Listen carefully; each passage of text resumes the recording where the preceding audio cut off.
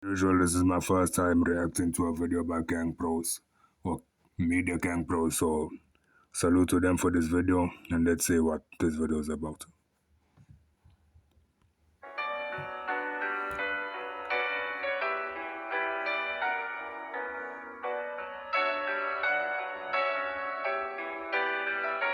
In South Africa, many of the country's most deadly hitmen have come from KwaZulu-Natal. Some were born in the brutal taxi wars, but there's another place that quietly became a factory for assassins, the hostel. One of the most feared is Glebland's hostel in Durban. Now, behind its crowded blocks and narrow corridors, a ruthless criminal empire grew. Beds were sold like commodities, residents were forced to pay protection money, and rival gangs fought bloody wars for control. As the violence exploded, ordinary residents were caught in the crossfire. Shooters ruled the hostel, and hits became the business. More than 120 people were taken out in the Glebland's hostel wars. Some of the masterminds and perpetrators have since been sentenced to life in prison, but the shadow of violence still hangs over the hostel. Now, this is a story of Glebland's hostel gang wars.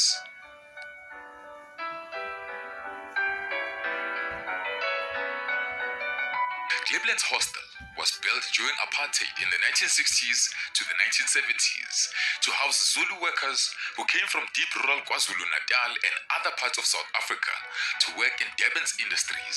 Now today, about 22,000 people live in the hostel, which sprawls across a hill in the south of Durban. Back then, hostels were male-only compounds, tightly controlled through block committees and political structures. Each block had leaders who controlled beds and rooms. Now, control that meant control over people's lives. In the late apartheid years, hostels across KwaZulu-Natal became hotbeds of political violence. Many residents aligned with Inkat structures during the daily conflicts with the ANC in the late 80s and early 90s. When democracy arrived in 1994, the large-scale political violence slowed down, but the power structures inside the hostels never disappeared. In these walls, control of a bed still meant control of money, influence, and power. At the heart of the Glebland's criminal economy is bed allocation. Each block has chairpersons or committees who decide who gets to live where. Because cheap accommodation is in high demand, residents were forced to pay more than just the rent. They paid to the municipality, then they also paid an extra tax to the gang leaders. Now, in some cases, if somebody died or moved out, Yeah, so what I've carried so far, this hostel block of flats operates like any other block of flats, low-cost housing for people with a lower income salary or bracket. People that really can't afford much, so they take the accommodation that they applied for or that they given. Now, most of these setups, these blocks of flats, so they called, is housing for a lot of crime people commit crime to survive, to gain financially, and to better their lives. So that's just what regularly comes or normally comes with that type of living, that type of lifestyle. People got low salaries, low income. They forced to live the way they live in. They have to do certain things to generate cash. So it brings around a lot of violence, a lot of criminal activity. gangs would sell the bed illegally. Now, prices could range from 3,000 to 6,000 rands for a bed, or even more. Now, for protection, each person was expected to give 80 rands a month and more for a business, depending on the size. Now, some gangs went as far as evicting residents from their rooms to re-rent them for cash. Slowly, the hostels became a lucrative criminal enterprise. Over time, Glebland's turned into a place where hitmen were made. Here's how it often happens. A young man comes from rural KwaZulu-Natal searching for work in Durban. Because he's poor, the hostel is the only place he can afford. Now, a homeboy helps him get a bed, and for a while, life seems manageable. But when work doesn't come, the pressure of paying rent and surviving in the city grows unbearable.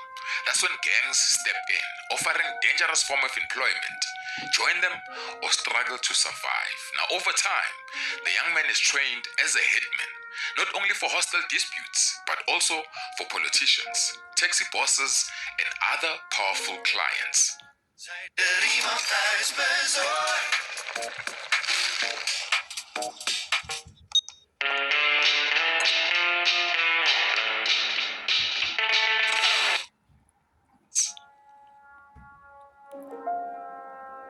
The modern Cleveland's war erupted around 2014. Yeah, so as you were saying before that advert, struggle to survive if you're not getting enough cash. Nobody wants to struggle to survive. Anyone and everyone wants to live a good quality of life. Everyone wants to be comfortable or managing financially. Everyone wants a good life for themselves and their family. So most of the time when they can't get normal jobs, they turn to crime. As they said, people are offering criminal jobs, and because of their situation, most of the time they end up taking these criminal jobs. A lot of the time they become hitmen. Most of the time they recruit people that are very young. Most of the hits nowadays are now done by people that are very young, people that you'll never expect. So because of their living situation, they take the decision to take on these jobs. Now, between 2014 and 2016, at least 32 hits and 47 attempted hits were officially recorded. But activists estimated that over 120 people taken out in Cleveland were linked to the hostel wars. Now, several key figures rose as leaders of the extortion syndicates. Bongani Hlope, one of the first leaders of the hostel's criminal networks, he helped establish the records alongside Umlazi. Now, Hlope initially led the gang, but his assassination during the hostel wars in 2015 set off a wave of power struggles that would plunge Cleveland into chaos. William Mthembu and the Mthembu gang was a rival faction that emerged under Mthembu, sparking serious clashes over control of hostel blocks and money collection. Then on the 12th of September 2015, William Mthembu and his henchmen, Thokozani March, were leaving a supermarket in Montclair, Durban, when shooters from the Hlope gang opened fire, taking both of them out instantly.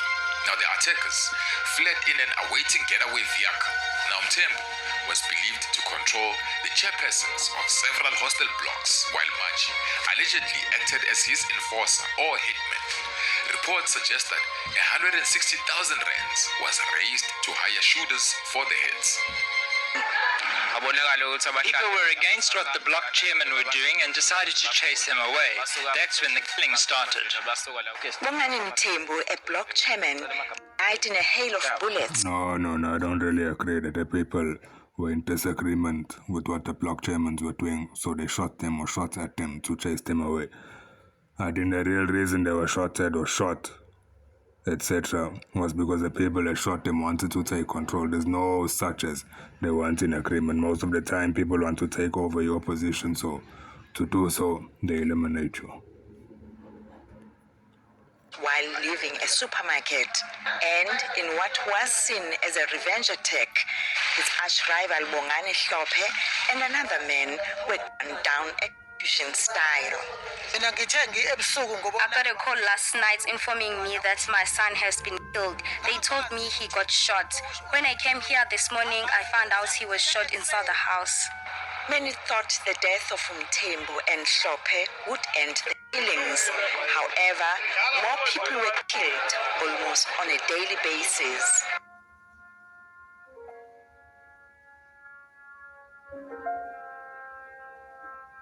With the two original leaders gone, Cleveland's hostel became the fields.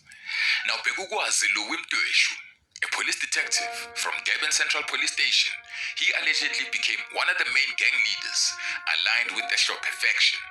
He was accused of running a criminal enterprise straight from Cleveland's hostel, supplying choppers and hammers, and planning heads of rivals. It was said that Mtueshu was known as a strongman in the hostel. He always had his R5 that he carried openly sometimes, just to intimidate. Yeah, no, as you said, he was always considered a strong man in the hostel because he always carried his R5 rifle and displayed it. Now, this is the change in gangs and warfare. When we were young growing up, people actually fought. There was actual violence, one-on-ones, fist fights, etc. Now, Nobody does that. Everyone's got a gun, everyone's hiding behind a gun, everyone's hiding behind a gang, everyone's got a gun. So the truth is nobody can actually fight. You go to fight someone, people will shoot you immediately. So just know that anyone in a gang that's hiding behind a gun, he can't fight. There's no one that can actually fight nowadays. People hide behind their firearms and their guns, and that's how they take over whatever they want to take over. The residents, but he was no joke because he allegedly used that thing many a times. Now, residents of the blocks he controlled were allegedly summoned to meetings and forced to pay protection money under the threat of being taken out. Most people were scared of him, so they paid. Hi, did you just move here? Are you looking for a good way to meet your new neighbors? Well, come to church with us, and we'd love to show you around. Church is a great... Most people were scared of him, so they paid. The gang ran a ruthless extortion racket, collecting money from residents and business owners alike. They waged a serious war against rival gangs competing for control of hostel blocks, which officially are managed by the eThekwini municipality. Now, those who refused to pay protection fees or who belonged to competing gangs were often laid down, and witnesses were also targeted and eliminated to silence any testimony. The situation worsened because some of the shooters were also carrying out hits for politicians and local councillors, who in turn shielded them from prosecution. Now, police, prosecutors, and judges were allegedly bribed. Witnesses were intimidated or eliminated. Now, for years, these hitmen operated with near total impunity. Rumor has it that the assassination of ANC's Cindy Somagaca was even planned from inside the hostel. There is a hit list, and with the first group that we have made, it has been confirmed that there's a hit list with 21 people, and we've alerted the police, the general that was with us, to make sure that that is taken care of and there's protection provided to the people in the list. Madonsela is investigating the reasons for the continued... Yeah, so for them to know that there's a hit list with 20 people that have been targeted means that one of the people that work for them is connected to one of the people in the camp, which means there's a level of corruption. And is probing why the police have failed to stop the murders. The community accuses the police of not being committed to ending the violence, an accusation police deny. We've asked for people to come forward and give us the names of those individuals so we can investigate them. Residents have welcomed Madonsela's visit. The Hlophe gang allegedly carried out some of the most daring hits, including the hit of someone who was a state witness, Sipho Mdovela. He was shot in a parking lot of the Umlazi magistrate court while giving evidence against another alleged Cleveland's hitman who was on trial for another hit. Over time, the Hlophe gang linked to Mdweshu emerged as the dominant hostel syndicate, controlling the criminal economy inside Cleveland's. Now, the hostel was no longer just a place to sleep. It had become a battlefield where power, money, and survival were decided at the barrel of a gun. Over time, some of the old gang members passed on, and others were arrested and were going through trial. But new leaders quickly emerged to take control of other blocks in the hostel. Now, Bongile Mabele, for example. So that's how it generally goes with any gang, with any block of flats. The people in control, as they get locked up or killed, and when they pass away, generally the newer generation, the youth, always there to take over. So the youth are introduced to the gang, they brought into the gang. After time, they, inverted commas, graduate to the higher levels and eventually take over. And the cycle just continues. And it has been an ongoing cycle for years and years. Allegedly controlled Block C and D. His main obstacle was another powerful block leader, Pagamani Lukosi, who controlled several other blocks of the hostel. Bongile hatched a plan to expand his control. In the early hours of the morning, in April of 2023, several armed men moved towards a room where residents were socializing. The shooters split into positions. Some guarded the hostel gate and others waited outside the room, while the rest stormed inside. Once inside, they showered them with shots. All 8 men inside the room were taken out on sight. The violence in Cleveland had spiraled completely out of control. Then by 2018, the Moran Commission, which was established for investigating political heads in KwaZulu-Natal, identified Cleveland's hostel as a reservoir for hitmen in the province. It was finally clear that the police had to take serious action. Now, as the hits escalated, the police had to form special task teams drawn from the SAPS, the Political Killings Task Team, the PKTT, and the Provincial Organized Crime Investigators. They had to come together to tackle this problem. Their mission was to investigate the string of targeted assassinations inside the hostel. Now, investigators eventually gained key witnesses and insiders who revealed how the hits were organized. Because the gang was notorious for eliminating witnesses, these individuals were removed from the...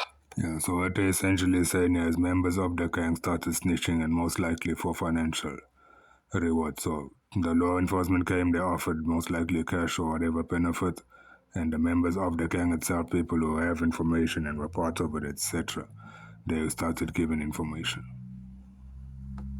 Hostel and placed under police protection. Through this work, police linked the shopping gang to multiple hits, including the 2015 assassination of William Umtembu, the other gang leader, and other hostel-related hits. Now, between 2017 and 2018, arrests were made, including that of Umlazi himself. Now, these arrests laid the foundation of what became known as the Cleveland's 8 trial. One of the major breakthroughs in police investigations, after 3 years of ongoing killings at Cleveland's hostel, more than 100 people were murdered, including leaders of the warring factions, Bongane Hlope and William Tembu. Late last year, a multitask team led by the Hawks cracked the case, arresting 8 suspects said to be the kingpins. Among them, Detective Umlazi, based at the Durban Central Police Station. It's alleged he supplied us with weaponry while preventing police from fighting crime in the hostel. Today, the 8 were back in court under heavy police guard. Charges range from attempted racketeering to extortion and unlawful possession of firearms. The case was postponed to the 3rd of September at the Pietermaritzburg High Court. The suspects remain in custody. Why do they teach complex mathematics in school, but not how financial markets work? Thursday evening, an organized... It was postponed to the 3rd of September at the Pietermaritzburg High Court. The suspects remain in custody. The arrests were executed early in the morning to avoid violent resistance. Police raided multiple hostel rooms simultaneously to catch suspects by surprise. Now, some resisted with firearms, but most were taken into custody without serious injury. Now, the arrests set the stage for a lengthy trial that went on for more than 5 years. Several hostel residents and insiders came forward as witnesses, including former associates who decided to cooperate with police to avoid prosecution. The testimony clearly identified Mdueshu as the ringleader, giving instructions to other men. Now, ballistics testing linked the choppers that were recovered during the raids to multiple hits. Now, prosecutors presented a clear pattern of targeted hits in the hostel. Each of the 8 men was sentenced to life imprisonment for the hits they were convicted of. Although the Mdueshu gang was convicted, they were not the only criminal. Yeah, so with regards to their convictions, as I suspected, all of them were sentenced. I think they said life imprisonment for everyone who was part of the case. And that is the likely outcome given the fact that there were so many factions involved in this operation. They said police department, the Hawks, and a couple of other units. So you must know, once so many parts of the law involved in one specific case, whoever gets arrested most likely is not going to get bond or bail, and they're going to get sentenced. So this is what's happening in what they call a hostel. It's basically a block of flats. This is what happens all over. You get a block of flats, low cost housing, people can't afford, they resort to crime. So this is the type of thing that happens. They resort to crime to generate income. People become criminals, people pass away because of it, people get convicted, and that's just what happens. That's what happens with the street life. There's only two ways you're going to prison or you're passing away. So as much as you can avoid it, doesn't matter where you come from, get a normal job. As hard as it is, get a normal job, live a normal life, because the street life is not worth it. Now their hits may have slowed down, but they never truly stopped. Today, gangs controlling beds continue to operate under new leadership, keeping the hostel a place where power, money, and violence remain inseparable. The mastermind behind the killings was police officer Bekukwazi Mdweshu. On Thursday, the 8 men were finally sentenced. 6 of the hitmen were handed life sentences, but Mdweshu and former SANDF member Ncomekile Ntshangase were handed 10 years behind bars. The son of William Macingwane, who was executed at a shopping center in 2015, says life has never been the same after his father's death. Yeah, there's one thing I want to add to before this video comes to an end. For people who join the street life, join gangs, and are proud to be going to prison and are in prison because they want to be part of a specific gang or number, just know one thing. You can join whatever gang you want to. You can join whatever number you want to within the prison system. But know that there's no number or gang that can get you out of prison or reconnect you with your family.